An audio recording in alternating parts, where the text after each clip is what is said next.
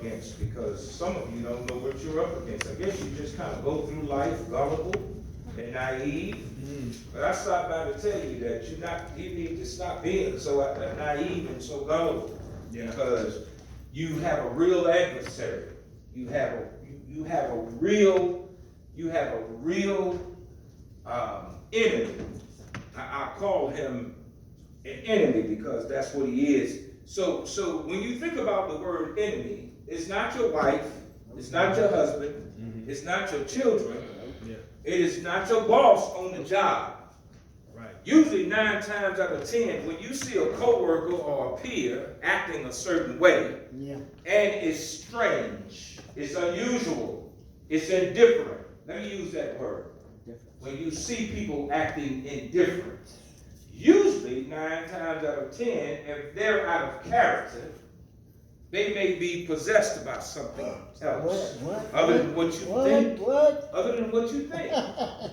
Other than what you think. And so, because we get so upset sometimes when people don't talk to us, and people act a certain way and act funny towards us, and people scream on us, or somebody might have a bad day and they decide to cuss you out, or they treat you differently, and because you know normally they don't act that way.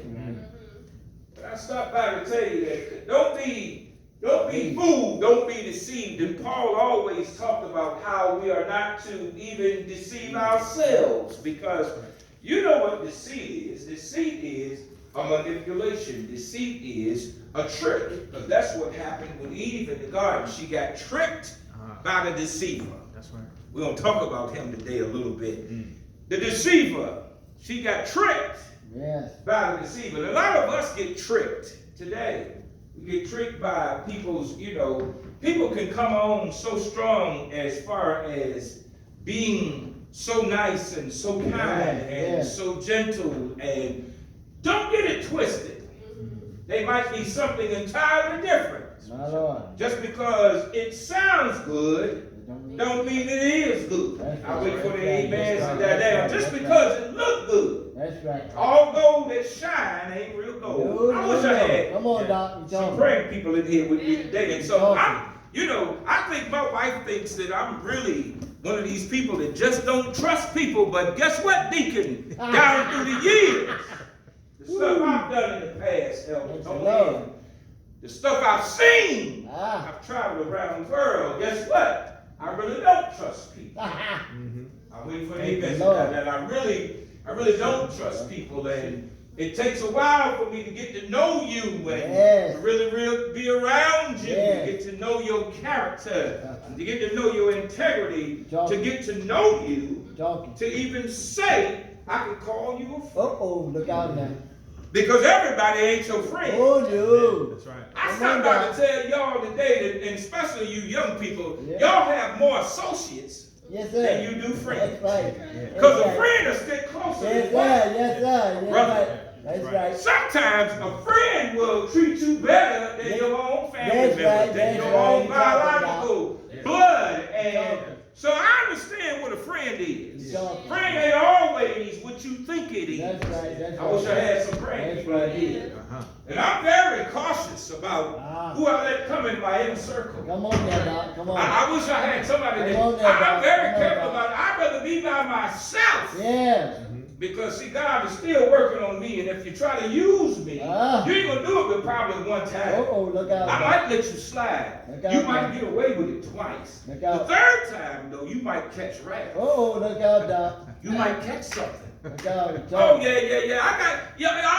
Y'all probably think I'm mean and I'm ornery and I'm hard, and I'm none of that. I got a real soft heart. Come on now, Doc. I got a real caring heart. I care for people. I really do love people, and I love hard too, but you ain't gonna hurt my feelings. That's right. You ain't gonna use me and do whatever you want to do and think you can walk all over me like I'm your doormat and you don't get no response back. You've never seen that other side of me. Most of you in here never do want to see the other side of me. Doc. That was a side of me that I asked the Lord, take away from me. Come on now. Take this away from me, because I know right now I don't know if I'm supposed to be here. because that's- Well, you're talking I now. wish I had some friends. Talking, You looking at me real funny. talking. Guess what? There was a time when you wouldn't want to come around, You're Pastor. talking, you're 'Cause I talking. want this person that I am right now. God has really Yeah. changed me a Thank the whole lot. Lord. I've come from a long ways. Thank And the I'm Lord. thankful though. I'm thankful Thank that you, Jesus. I don't act the way I used to act. I'm Oh, thankful Lord. that I'm not the person that I used to be. Come I'm on thankful that I don't think the way I used to think. Well. I'm thankful that I don't do the things that I used to Yeah, do. yeah. I don't even want to do them Yeah, anymore. Lord. Amen. Because I've been touched by the That's Master. it. Yes, sir. Oh, taste and see the goodness of the Lord. Yeah. I have tasted Uh-huh. and I've seen the goodness Yeah, of the Lord. yeah. And so I know that God can change somebody. If God can change me, He can change Yeah. anybody. Come on then, And Doc. there was one time, this adversary, Yep. this enemy, I'm Uh-huh. telling y'all about today. Yeah. It was one time he had his hands on me. Uh-oh. Yes, he did. Doc. Yeah. Yes, he did. He was the one who made me do those things. Ah. And really, to be honest with you, when I think about it now in hindsight, he didn't make me do nothing. Uh-oh. It was just a thought that he planted. Ah. And I just carried it out. Ah. Why? It's because I was ignorant. I Yeah. didn't know no better. I was living in darkness and walking Yeah. around in darkness. Uh-huh. And couldn't nobody tell me nothing. Mm. And so now that I'm walking in the light, there's a big difference. But how many of y'all are really truly walking in the light? Uh-oh. How many of y'all really do know that God has touched your hearts and minds and touched your lives and has changed you? My Lord. Do you really know whether you're changed, or do you really feel like you may be still gullible? Because do you think you're the kindest person on the planet? Because that's not impressing God this morning. I wait for Lord. amen to die down. Do you think you're the most loving person on the planet? Because that's not impressing God this morning. Lord. Do you think you're the most giving and compassionate person on the planet? Person full of mercy this morning? Because that's not really impressing God this morning. It's not impressing Him that you think that you are this way. Are you really this way? Well.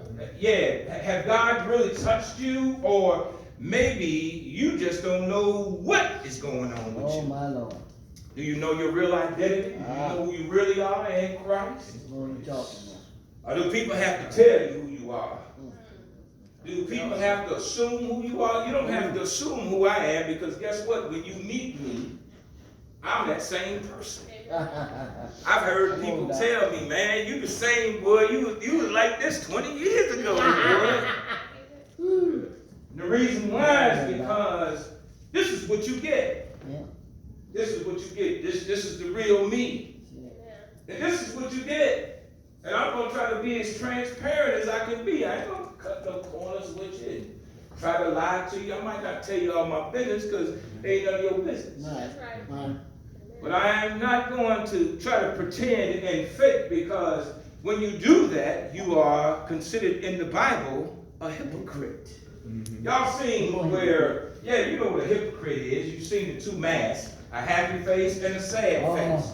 It's theatrical. In the Greek, it's theatrical for those who perform. And so a hypocrite is really a pretender. A hypocrite is a performer. Most of your actors in the movies right now, if I could use for some type of a term of their acting and their performing, they are hypocrites. They play different roles. And the question is today, are you playing a role? Are you playing a role? On the stage. Can people say that when they meet you for the first time, and as they get to know you, that they find out that you're authentic? That they find out that you're real? That they find out that you're genuine? Yeah. Well, we got this guy that can make you look like that. That's what I'm going to talk about today. He can make you look like that, because his whole thing is to scheme to get you. Scheme to get you and get you out of place. First with God, and then with man. So I want to look at Ephesians 6. I'm not going to do all of this, because actually this is a two-part message. And so probably I won't do no more than the first part of it. And I'm going to close it out, because it's really too much. It's really something I can do in a three-part message. I can really do a three-part message with this piece. And so, turn with me to Ephesians 6. I read it to you in your hearing earlier because I was trying to give you an understanding of what you need in order to help you to get through the day. Uh-huh. You know, that young man was calling on the Lord, and he knew the Lord, Dwayne, the young man who killed all the folk down in Virginia Beach. You know, if he had a personal relationship with Jesus Christ, regardless of what those people did to him, because somebody did something to him, in order for him to allow that stuff to escalate, to think about it. And some of you in here have been hurt too. You've been hurt so bad, some of you in here, that you wanted revenge. And you had already thought about and sit down and premeditated how you was going to do it. I wish I had some praying people. I wish I had some real people in here this morning. You thought about how you was going to do it. You sit down and you thought about it and you thought about it. And all of a sudden you thought that you had thought so long that you came up with the right plan to get rid of this person, to get back at this person, to hurt this person so bad because you wanted them to hurt bad or worse than what you was hurting or badder than when they hurt you. And so you thought about it. And then something came along and took it right off your mind. Took it right away. You no longer thought about it anymore. As a matter of fact, you forgot about it. But it hurts you so bad, you wouldn't forgive the person until you stop talking to them and you stop dealing with them, that kind of stuff. Everybody in here probably done that kind of stuff. If you haven't, welcome to humanity, because you will. It will come a time when somebody hurt your feelings so bad, for you young ladies out here, break your hearts so bad that you'll want to do something to them so that they can hurt like you've hurt. So they can feel your pain, your sorrow, your grief. And we've done it. Men in here, we've done it. Woman, break your heart. You was in love with her. You gave her everything, and she broke your heart. You wanted to go against the world, man, because you didn't know how to get back at her. And she was gone. You know, usually when a woman make up her mind and say she's gone, y'all can believe she's gone. It's it. It's over. Ain't no coming back. But that's the way they think. That's their makeup. And we can't do nothing about that. But go on, move on. Don't be crying. Don't be pleading. Please don't leave me, please. I did everything for you. Please don't go. Shut up. Get a life. Grow up. Get some man stuff. Be a man. Move on. Watch your man. Move on. Here in this text, though, I want to show you something, and I want to show you how you can go against the schemes of the devil. That's what I want to talk about today, because in this text, in Ephesians 6, verses 10 through 13, that's what I'm going to read. And here is your power. Here is your whole armor. Here is all you need. You don't need nothing else. You don't need to be doing a whole bunch of praying. You know, Moses got on his knees before the Israelites, and he started praying at the Red Sea because there was no way to cross it. God told him to get up off his knees. See, it wasn't time for praying. See, there's a time for this, and there's a time for that. There's a time for you to pray, but then there's a time for you to put forth action. I'll wait for the amen to dynamic. So this will show you what you need in order to cure the wiles of Satan himself. You don't need to be talking about, I got the authority and the power on you and I'm going to step on your head and all that kind of stuff. Listen, don't have no conversation with him. You're just wasting your breath. If you're not living upright and holy and you're living an obedient and a faithful Christian walk and life to God as best you can be, guess what? You ain't walking in that kind of power and authority. Nope. The power and authority resides in your belief or your faith and your trust in God. Right. He has the dominion now. He has the power. Christ has the power, but we don't have no business, watch this, talking to the devil. You wasting your breath talking to him, talking about you can take your fist and hit him upside the head and knock horns off his head. You can believe that mess if you want to. He don't have no horns on his head. He is not Hollywood's prediction. Hollywood has made him up to look like something in a red outfit with horns, a pitchfork and a long tail and slewfoot. That is not the adversaries. That is not the enemy that we are fighting against. Amen. That is not the one that goes against us every day. Praise God. This enemy, he's something else. But now, in the scriptures and Revelations, if you read the Bible, when we find out who he really is, it says that man is going to say, is that who was deceiving us? Is that it almost makes it look like he's like a little midget, a little monkey. Wow. But you ain't got no business talking to him and having no conversation. Well, I don't talk to him. I don't have no conversation. The devil is a liar. Okay, guess what? I ain't none of that helping me right now. I'm in dire strait. I need some help right now. You won't pray on me. You won't prophesy over me. You won't speak in tongues over me. I don't need that right now. I need some help. Real help. Because I got a real enemy that's trying to take me out. Got somebody that really don't like me. He hates me to the nth degree. He hates us. If you're a born again Christian in here this morning, if you're believing here this morning, he hates your guts. It is nothing. That's right. If you follow Jesus Christ, there's nothing that he likes about you. Nothing. Nothing. And if he can get you to do his bidding, then he will. And so I want to talk about that today because I want you to see that you don't have to succumb to those type of tactics, methods, deceit, and things of that nature. So look at this real quick. It says in verse 10, Ephesians 6, finally, Paul is writing to this church that's already under attack and it's going through. And Ephesus was a small church. It wasn't a huge church. It wasn't a mega church, but it was in a seaport town like Norfolk, Virginia. And you know, we're a seaport town. All the 757s are really on a seaport town. And so it had everything that it needed in it to fashion it, but there was idolatry. There was a whole bunch of different stuff going on. And so Paul is writing this letter to this church and let them know. And you know, in Revelations, this is the church that lost its first love. Yeah, Ephesus.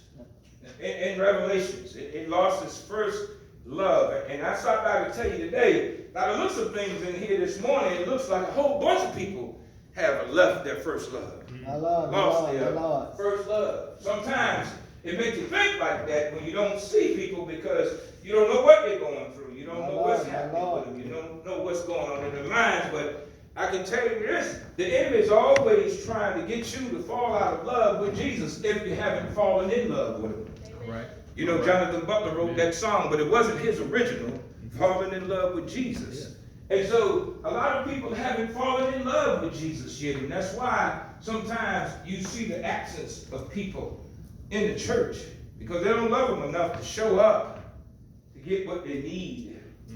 Here he says, finally be strong in the Lord and in his mighty power. Put on the full armor of God so that you can take your stand against the devil's schemes. Yes. If I could use for a subject matter, I would use just those words, against the schemes of the devil. Yeah, against his schemes. Let me go on. For our struggle is not against flesh and blood, but against the rulers, against the authorities, against the powers of this dark world, and against the spiritual forces of evil in the heavenly realms. Therefore, put on the full armor of God, so that when the day of evil comes, and you're in the day of evil now, if you want to know what day you're in right now, it's not just the 7th of July. You're in the day of evil. That's what you're in. Therefore, put on the whole armor of God, the full armor of God, so that when the day of evil comes, you may be able to stand your ground, and after you have done everything, to stand. To stand means to have a firm foundation. And the only way you can stand in this culture and in this society that we live in today, because it is evil to the nth degree. We're living in a time worse than Noah now, and you know, God, in his infinite wisdom, he was so upset at the people in Noah's time, he said these words out of his mouth. Y'all need to read the Bible. He said, I wish I never created it. It was that evil. Yes, sir. So you can imagine how evil it is now, and only 8 people survived. 8 people lived. 8 people were graced. 8 people were served mercy from God to start the whole inhabitants of humanity all over again. 8 people. 8 people. You know, I don't know how populated the world was during Noah's time, but it was a whole bunch of people here. But all of them left this place because of the evil day. And we're living in an evil day now. The true Christians described in Ephesus chapters 1 through 3, who lives the faithful life, described in chapter 4, verse 1, and chapter 6, verse 9, can be sure that he or she will be involved in the spiritual warfare described in chapter 6, verses 10 through 20. You can be sure that you're not exempt. Y'all know how you can go to some type of jobs and they won't give you all of the curriculums or assignments because they want you to only specialize in a specific thing, and then you'll be exempt from certain stuff that you don't even have to worry about. But you have to do that special thing that they require you. But here, in this Christian walk, in this Christian life, you're not exempt from nothing. I'll wait for the amen to that. Right. You're not exempt from nothing. And you say, well, Pastor, you know, I'm trying to do my best. It don't make no difference if you're trying to do your best. Guess what? Suffering is a part of what you are as a Christian, as a believer. Yeah. But why am I always going backwards instead of forward? Maybe because just maybe you ain't checked yourself. Maybe, just maybe, you have allowed the enemy to creep in, put some stuff, plant some seeds, and you following that instead of following the word. Yeah. I don't know why you're going backwards. I don't know why you feel like you're being picked on. But it's not by to tell you that you're not being picked on. You've been picked out. Yes, you've been chosen. And God will allow, let me tell y'all this real quick. Let me tell y'all that when you read the book of Job, here's the grace of God.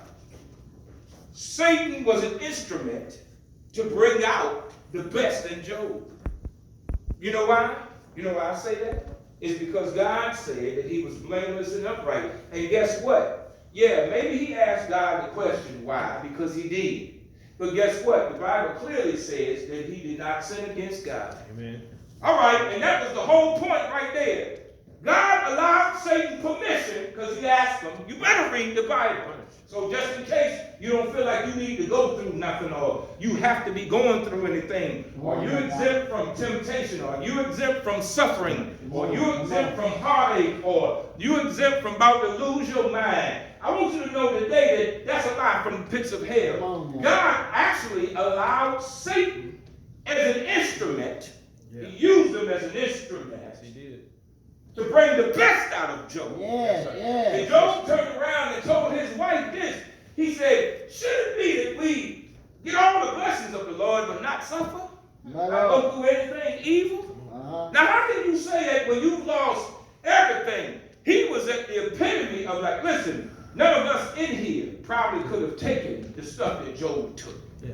I'll wait for the amen. I'm the first one to raise my hand. Amen. I don't know how I would have handled that, Sandra. I don't know. Losing all my children at one time.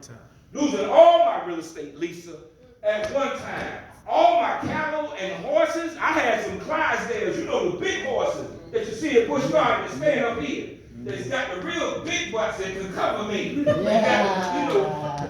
They got the shoes on, they got the stuff on, the tassels on their feet, and you know they walk real pretty. And all my horses, all my cows, all my pigs, everything.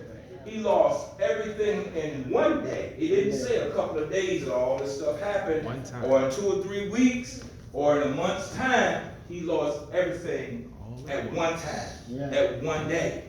But in the end, the beauty of it is, that God was with him always. He was there all the time.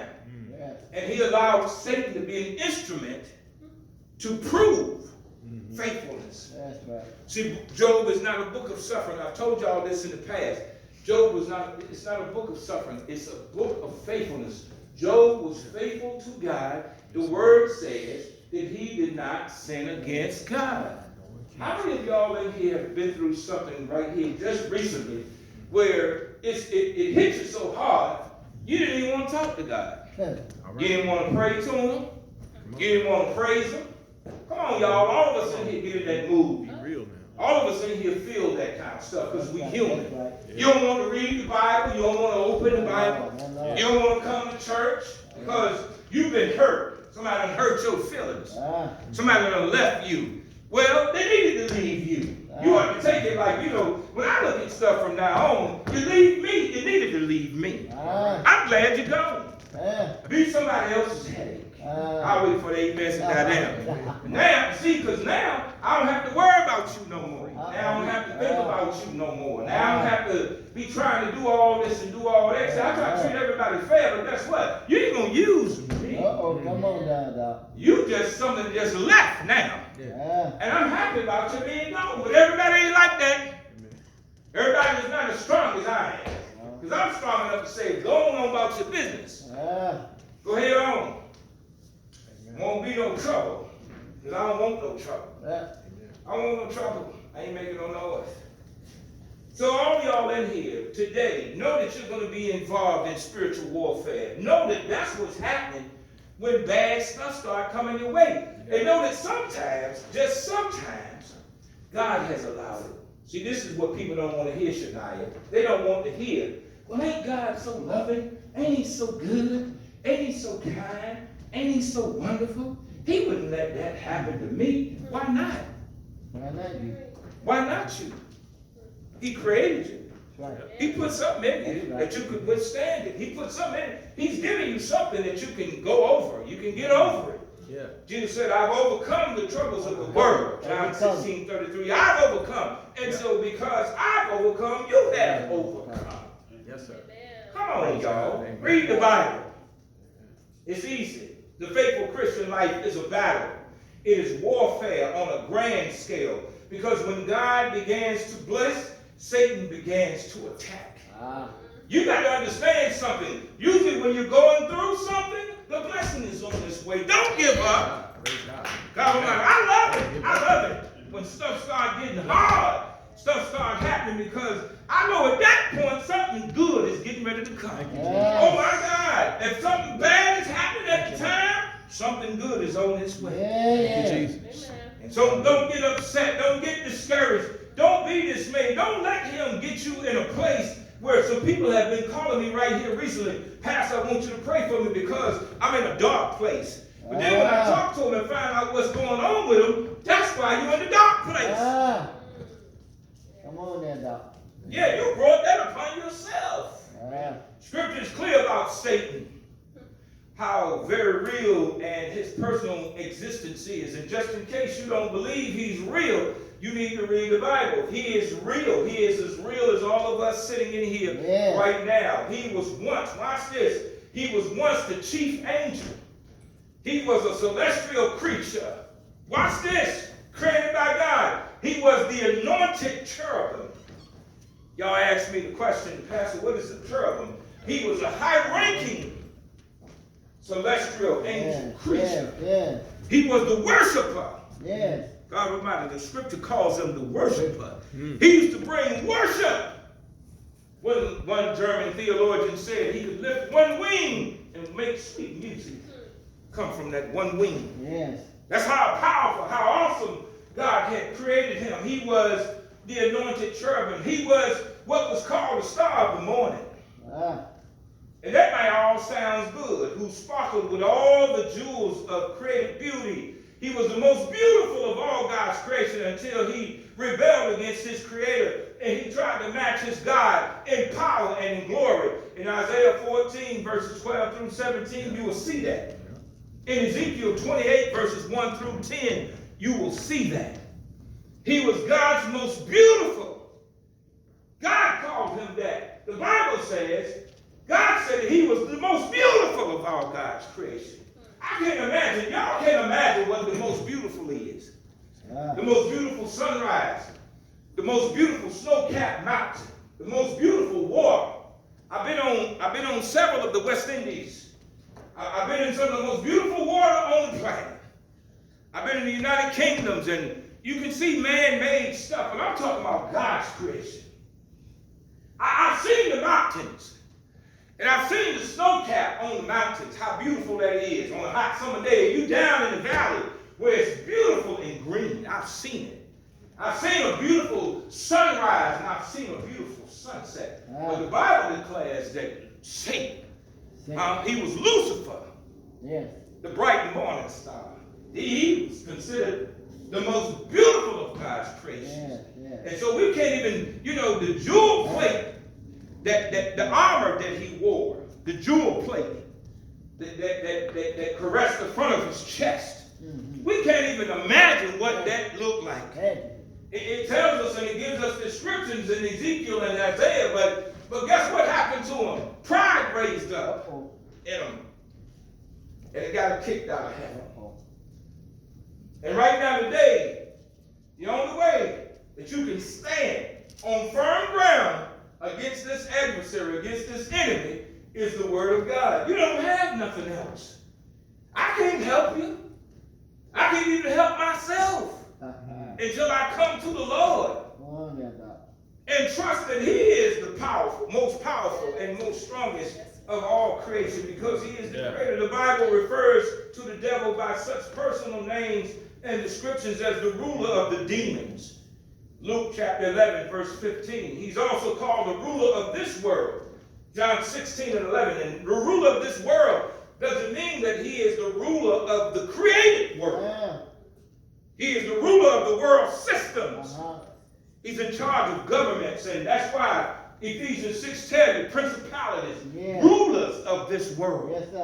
See, the dictators like Putin and Kim Jong-un, however his name is pronounced, because I don't know how to say his name, but the Korean king. These are dictators, Mussolini and Stalin and Hitler. These people was possessed by the devil. They were the devil's advocate. I wait for the amens and that. Y'all ain't got to agree with me. Huh? Mobutu, King Mobutu. They were the devil's advocate. Evil people, dictators, genocide their people. All right, y'all ain't got to believe me. He is the ruler of this world. He is the prince of the power of the air. Ephesians 2:2.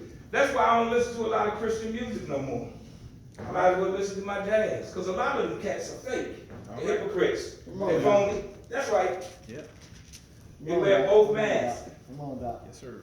A lot of them are out there doing it for money, and they're doing it for celebrityism. They're doing it so they can have the big fancy houses and the nice fancy cars, and they can wear the designer clothes. Who walks around in tight pants, tied trivet, looking like a little monkey head, tied trivet in his little tight pants, Italian stuff, round suit? It would be funny for me to try to put on one of them jackets and them suits that I used to